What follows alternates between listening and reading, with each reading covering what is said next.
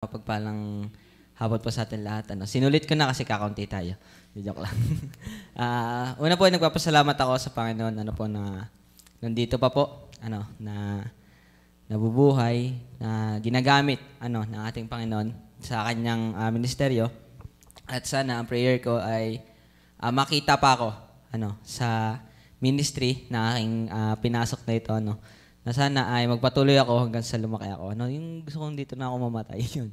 Yun ang biyaya at gusto kong ipag-pray talaga yun. At ang gusto ko ipagpasalamat sa Panginoon is nitong nakaraan bago pre-aniv. Yung pre-aniv po natin, nakasimba po yung aking kapatid.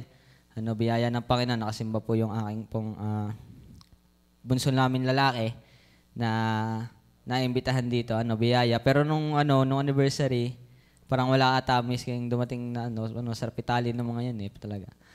Para lang madala dito. Pero biyaya na sila ay kahit paano ay otay-otay. So sama po natin talaga sa prayer natin yung ating mga mahal sa buhay. At nakikita ko naman yung blessing sa family ko, bagaman kahit mahirap, mahirap ang na siyempre ikaw lang yung mag-isang Kristiyano sa inyong family. Mahirap 'yon, and sana ay dalang araw makita ko rin sila dito, na naglilingkod kasama ko sa ating Panginoon. So yun ay isa sa gusto kong pagpasalamat at gusto ko rin pagpasalamat po yung last anniversary natin. Siyempre biyaya yun na first time kong mag-anniversary na as a worker, and napakahirap Pero alam ko naman na yun kasi nung mga nakarang anniversary naman dati ay nakaandito na rin ako. Pero iba pala yung pressure kapag mismo nandun ka. Nasing na ka, na andito ka nagagawa. Simula ata nung February first week, ay hindi na kami nakahayo. Lalo na ako, syempre.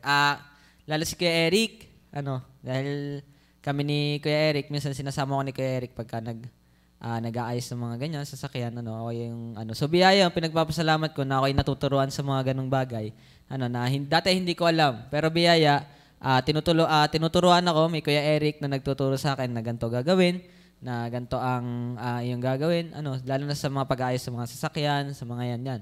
Biyaya yon na natututo din, at balang araw, sana ay makita ko din yung sarili ko na nagtuturo na rin sa iba. Yun yung maganda doon. And actually, isa talaga sa mga pinagpapasalamat ko is yung ang dami kong natututunan dito, as a worker. And papasalamat ako, natututunan ako mag-drive. Yan ay yung mga pinagpe-pray ko pinagpe-pray ko kasi is yung kung saan ako magagamit lalo. Matuto pa kung saan ako magagamit lalo. At ang dami, ayan, ngayon, nasa sound operator, kukuting-ting na rin, At biyaya yon na ako ay natututo pa sa mga ganyan. And as prayer ko pa, marami pa ako matutunan. At balang araw ay, yun nga, na makapagturo din sa iba, At biyaya din, salamat sa Panginoon na tayo ay sama-sama po na nandito. At maraming salamat na kami ay tatawid na ng another set sa Bible School. Biyaya po 'yon na nakaraos din ng ng nakaraang set. Mga mukhang stress 'yan. Imagine yung nagagawa kami dito tapos nagagawa kami ng book. Ang sakit sa ulo. Yung iba nga hindi pa nakakatapos ata ng kanilang project. Pero biyaya yung kami, nakakautay kami, at kami nakatapos din ng book namin habang kami may mga ginagawa dito para sa anniversary natin. Hanggang sa pagkatapos ng anniversary natin, nagkaroon pa ng follow-up dyan na construction, at kaya kami ay talagang na-hassle. Hindi naman biyaya rin na kami ay nakatulong dyan. Ikaw ka naman matuto magpala. Ako po hindi marunong magpala. Ako po hindi po marunong mga ganyang construction. Kasi po, kahit po sa amin, ako po hindi pinagaganyan. Dahil ako po ay sakitin. At yun ay isa ko rin pinagpapasalamat. Simula po nung ako ay nag-worker, never po akong nagkakasakit. So yung pag-ikot na yan, Kaya nga gusto kong umalis. Hindi. Yung pag-ikot ng sakit na yan, sana hindi na umabot sa akin. Baga mga kami siksikan talaga doon. Pero sana ay prayer ko na sana ay sa kanila na lang yun. Wag na sila mandamay. Pinagpapasalamat ko yun actually. Kasi hikain po ako. Mahina po yung baga ko. Pero ever since po na nandito ako, parang one time pa lang ata ako hinapo na nagising talaga ako. Pero as in yung hihikain ako, hindi pa. Biyaya yun ng Panginoon at maraming salamat sa Panginoon.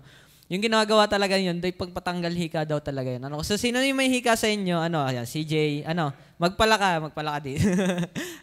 Tumulong ka dito, mga. So yun, at pinagpapasalamat ko yun, ang dami ko nakikita na pagbabago sa akin. Simula nung ako ay nandito. So maraming salamat sa ating Panginoon, sa kanya ang papurit pa sa salamat. Yan na po.